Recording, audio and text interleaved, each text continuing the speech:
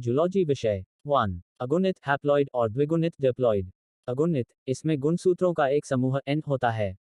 द्विगुणित, इसमें गुणसूत्रों के दो समूह 2n होते हैं। अगुणित, यह युग्मकों शुक्राणु अंडा में पाया जाता है। द्विगुणित, यह कायिक कोशिकाओं सोमैटिक सेल्स में पाया जाता है। अगुणित, निषेचन के बाद द्विगुणित में बदल जाता है। द्विगुणित, अर्धसूत्री विभाजन मेयोसिस के बाद अगुणित युग्मक बनाता है।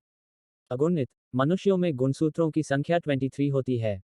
द्विगुणित, मनुष्यों में गुणसूत्रों की संख्या 46 होती है।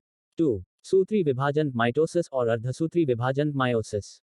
सूत्री विभाजन, यह कायिक कोशिकाओं में होता है। अर्धसूत्री विभाजन, यह जनन कोशिकाओं में होता है। सूत्री विभाजन, इसमें केवल एक बार कोशिका विभाजन होता है।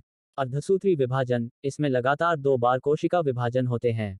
सूत्री विभाजन, संतति कोशिकाओं में गुणसूत्रों की संख्या मात्र कोशिका के समान द्विगुणित रहती है। अर्धसूत्री विभाजन, संतति कोशिकाओं युग्मकों में गुणसूत्रों की संख्या आधी अगुणित हो जाती है। सूत्री विभाजन, इससे वृद्धि और मरम्मत होती है।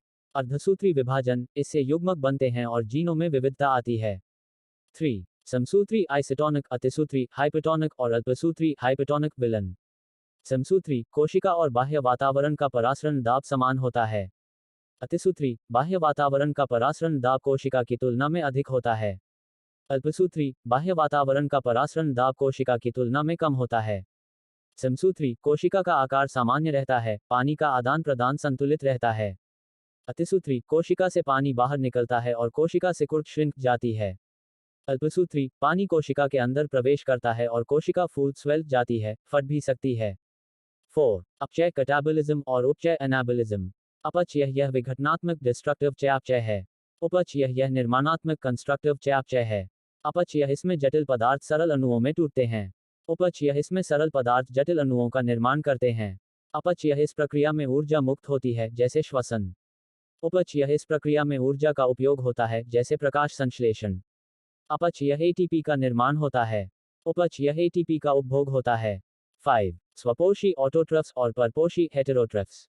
स्वपोषी, ये अपना भोजन स्वयं संश्लेषित करते हैं। परपोषी, ये अपना भोजन दूसरे जीवों से प्राप्त करते हैं।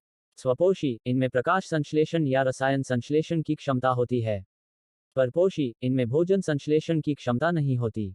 स्वपोषी, इन्हें उत्पादक प्रोड्यूसर कहते हैं, जैसे हरे पौधे। परपोषी, इन्हें उपभोक्ता कंज्यूमर कहते हैं, जैसे जंतु।